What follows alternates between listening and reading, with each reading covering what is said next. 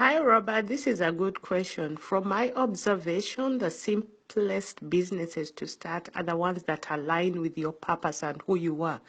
If you find that you bake, you start something along the baking lines. If you find you're a teacher, you start something along the teaching lines. If you're a mechanic, you do the same.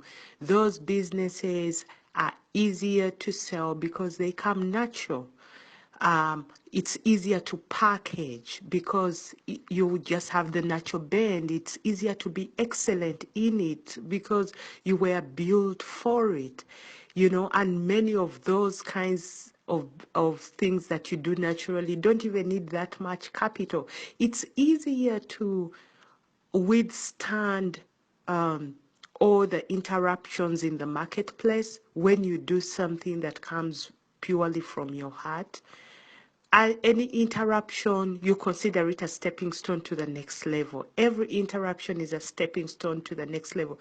Creativity is easy. Uniqueness, you naturally have your unique selling point. You don't even need to do any market research. Because of who you are, you create a unique product. So from what I've observed, do what aligns naturally to you, your natural bent.